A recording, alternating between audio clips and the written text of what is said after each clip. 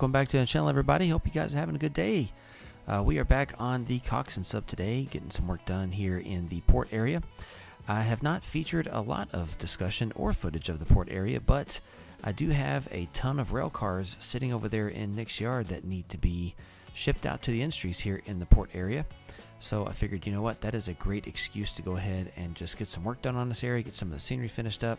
That way when we operate the port local, we're not operating against a bunch of just lame looking, detailless concrete. So I lost my train of thought for a second. Couldn't figure out what word I was trying to say. It was definitely concrete or pavement or asphalt, whatever you want to call it. Any of those things, because it's probably a mix of all of them. But thanks for joining in today. Hope you guys will enjoy this video. We're back building on the Coxton sub here. So right now, for the first part, we're just kind of throwing in some trailers. You know, this is what I call the warehouse district of the port area. So in the port, you have a oil terminal, which is for just delivering and offloading crude onto tank cars. You've got a feed mill here off to the, I think it's a feed mill. Yeah, it's a feed mill. The fertilizer plant's on the other side of town. Yes, we got a feed mill off to the left there. And then you've got, I think, 4 different warehousing companies or businesses. And then you've got the meat packing plant that we worked on a few videos ago. You've got a little grain terminal back there for storing and sorting different grains and then shipping them back out via the rails. You've got 3 docks for offloading like piece goods or crated goods from boxcars into barges or vice versa. And then what else do we have over here in the port? I think that's actually it in the port for the most part. And so what we're working on right now is what I call the warehouse district. So here on the north side of the port is where the 4 warehouses are. These warehouses don't have access to the river directly, but they are here in the greater port area. So, you know, not every business that is served by a port has a dock. So there is a lot of shipment of, you know, trailers, goods, containers, all that stuff. And we are in the era of history when containerization is just getting going. So we've got some 20 footers, 40 footers. I do eventually throw some 45 footers in there just for decoration to kind of see if I like the look. I might come back and remove those later. I'm not one who's super picky about that kind of stuff for the most part, especially for just background items. And plus I've had to make a few compromises on the era here and there for different reasons. But you know, we'll see. You'll see those later. But right now, just kind of laying out some of the detail. And of course, naturally, we're going to lay some fence lines. You can't have industries and private property without fence lines. And we're going to lay in some trees and turfex and all that good stuff as well. So pretty run-of-the-mill video. However, it is going to be a good opportunity to talk a bit about what goes on here on the south side of Coxton. So do expect a operations video here of the port local pretty soon. I don't know if it's going to be the one I put out on Monday. I might wait a bit and put it out the next week. We'll see. I might go ahead and make a video for this Monday on some of the KCS operations. I might do that instead. So we'll see. I'm still deciding. But, you know, I can't have it right without having my favorite KCS. It is what it is. I would definitely say that SP and KCS are my 2 favorites. And of the ones that still survive, because, you know, KCS still survives in my mind, I would say KCS is my favorite. So I am glad, though, that of the 2 options for merger that KCS went with CP. I was afraid if they went with CN, there would be a little bit more duplicate routes and things, and they would probably start cutting some of the KCS line. But with CP, there's none of that. So I'm glad that they went with that option. I obviously wish they had stayed independent, but I get it. Business is business. We need to secure assets and make some money, so that's how it works. But here we are, just adding in a few more trailers. I know, you know, you don't always put trailers up to doors. If you go visit a warehouse or a distribution center, you know, they're going to have trailers stacked off to the side also. That they don't only put trailers at doors, so you got to represent that as well. I am pretty much exclusively using 53-foot trailers. I know that in 1970 we didn't have 53-foot trailers, but gosh, these trailers just look so nice. And while I have found some 40 and 36 and 45-foot trailers, and they look okay, they don't look as good up close as these do. And you know, Coxton here is like the prime area of this route because it's named after this town. So I just wanted to make sure that in this town we get some of the best assets I can get that are not payware, or package material, and so that means that we get to use some 53-foot trailers. So we're going to make some compromises. That is what it is. You know, if I didn't want to make compromises, then I would either get into the business of 3D modeling all my own assets, and I would never finish this route ever, or I would, you know, build an actual physical model of this or a layout like it and still scratch build all my own models. But I'm reasonably picky in the sense that I like things to give the impression of an era, but I'm not too picky beyond that. It's just how I am. So I think there's value in trying to accurately represent an area, but I'm not going to be counting rivets. It's just not who I am. It's okay if you guys count rivets. I still respect that, but it's not me. So you'll get the when you get the route, you'll get the impression of the 70s, but it's not going to be perfect, and that's okay. I didn't go for perfection in my era representation. Instead, I went for perfection in everything else because literally the route is perfect. Just kidding. Just kidding. All right, so I am going to lay in a bit of a hand-laid road here for the parking lot just to create some separation, you know, kind of like a truck lane, more or less, to help the flow of traffic for trucks that need to get back to some of the warehouses that are not right up next to the road.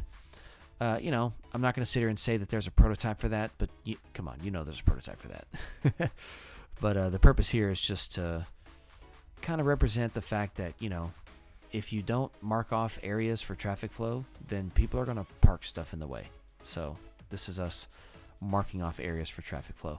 The one thing I didn't bother to do is I did not bother to check the spacing. I honestly was not too worried about it. It's just a background thing.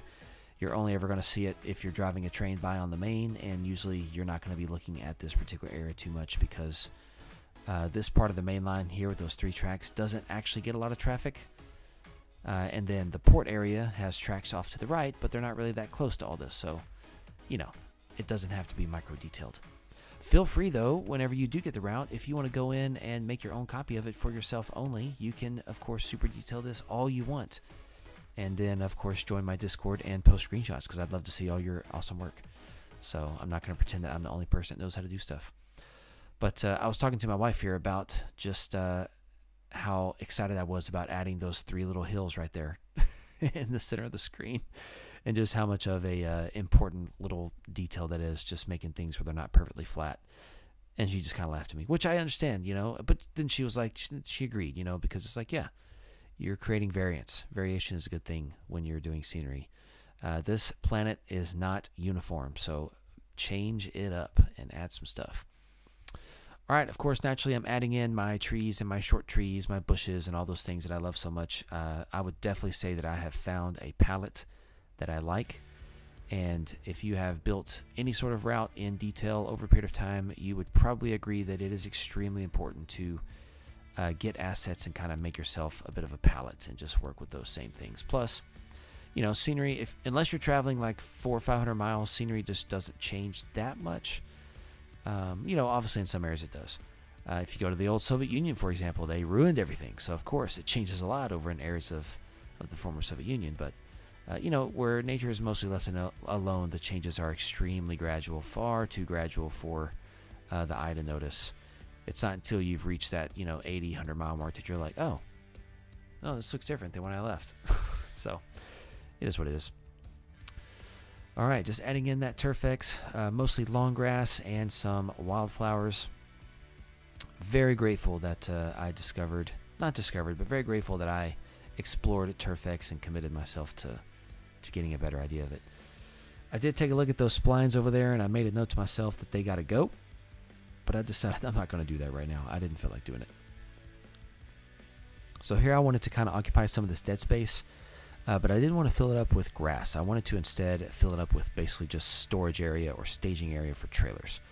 So we're just going to jam this area packed tight with trailers, box trailers, reefer trailers. I don't really put any flats in here just because here at the port we're not really loading anything on the flat cars or flat trailers. It's all coming in box cars, and it's all going out on either ships or barges or trucks, van trucks. And so that's really the only trailer I'm going to throw in there is box trailers.